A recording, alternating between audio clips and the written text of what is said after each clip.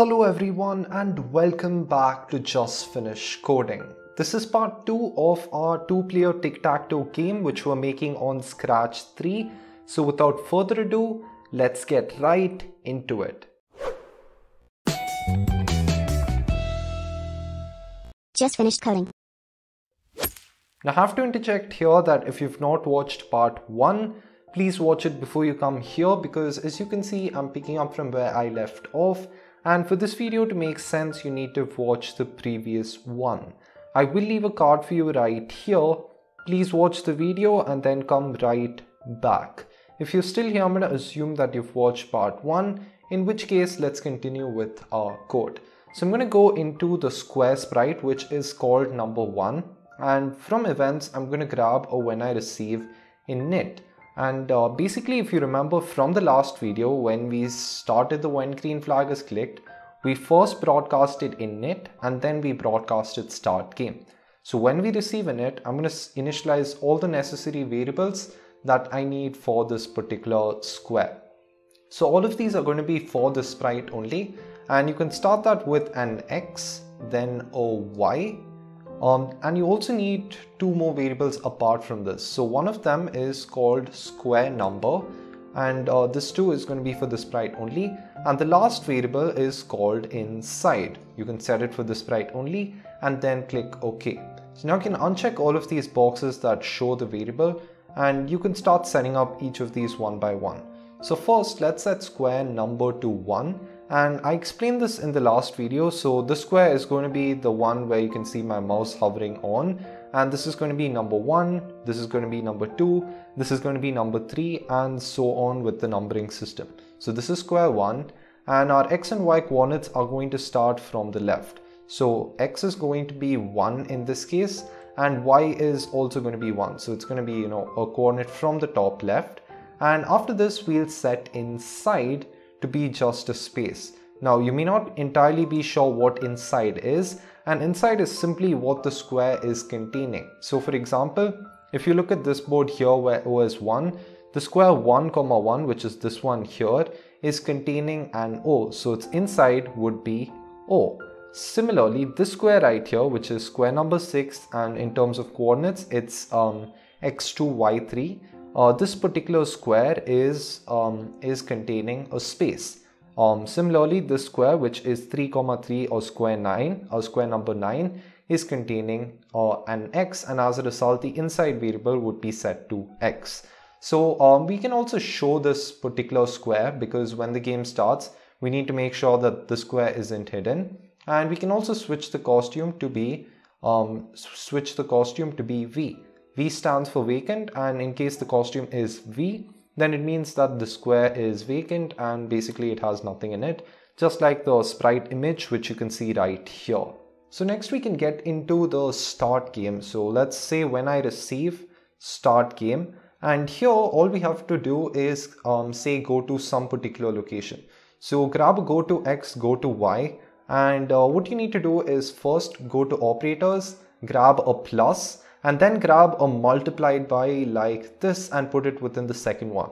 So our starting coordinate is going to be -150, which is somewhere in the extreme left. And as far as these two operands are concerned, we will first put a square dimension, which is the width and the height of the square. Both are equal since the shape is a square. And we will multiply this times the x coordinate.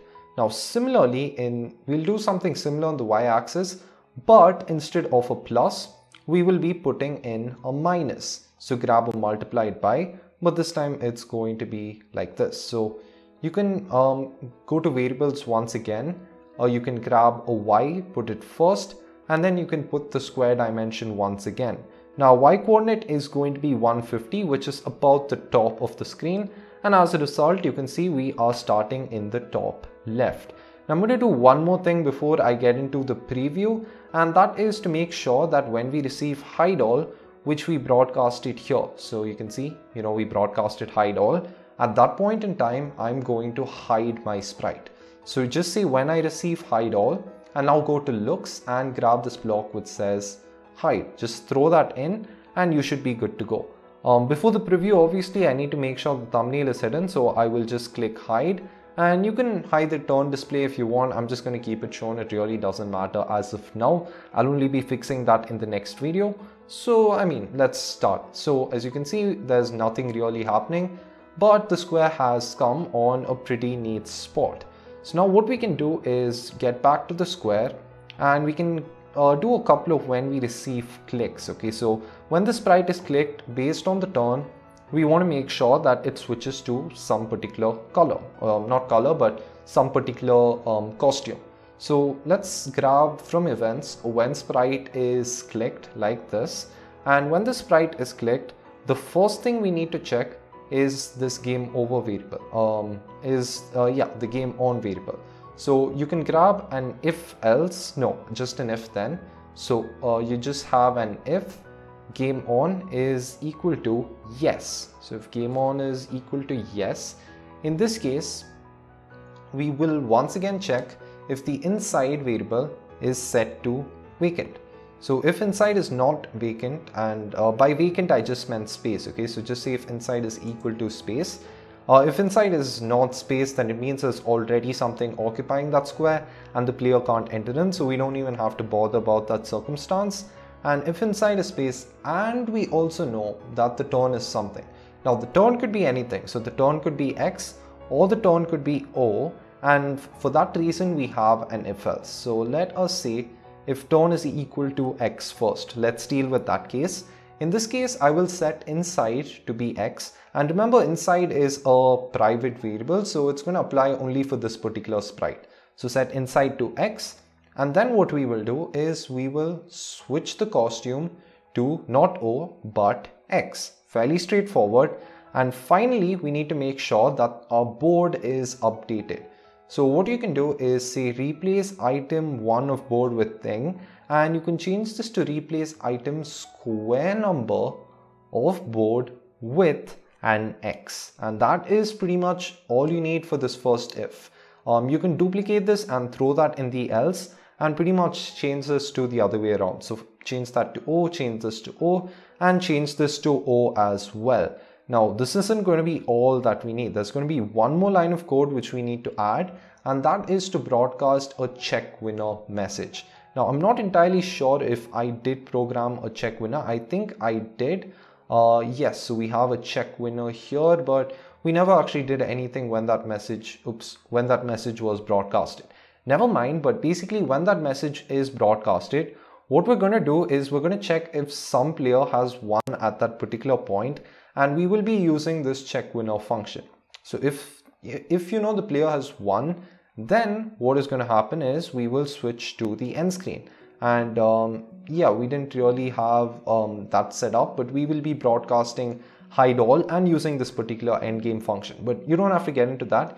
Basically, when we broadcast check winner, and I will need to make a new message, so check winner.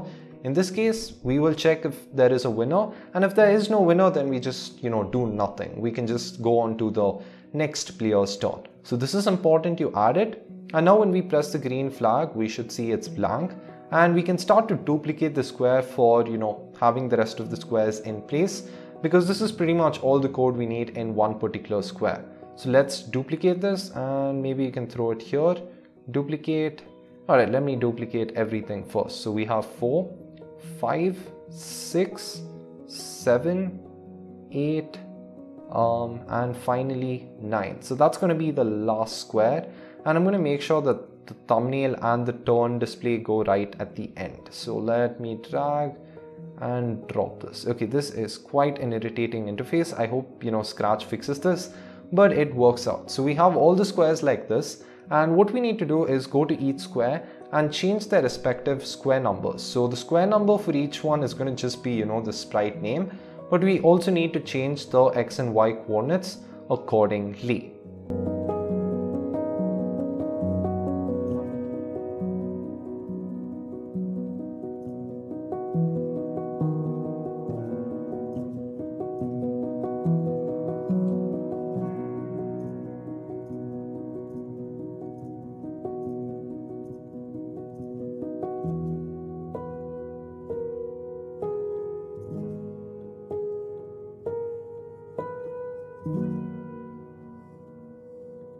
Alright, so that is going to be it. So now I'm going to hit the green flag, and as you can see, we have boom, a perfectly neat grid. And what would have been probably a little more efficient would have been, having this in the form of a variable, having both 150 and negative 150 as a variable, and then we could manipulate it.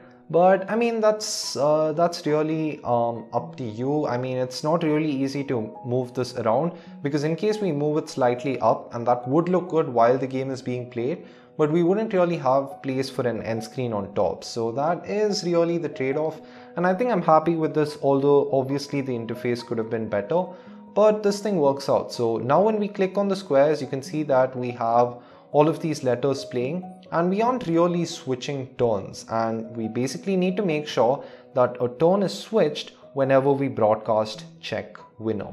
So now let's press the green flag and then go to the stage. And I'm going to do something very simple. So it's going to be, just, I guess, 3-4 lines of code.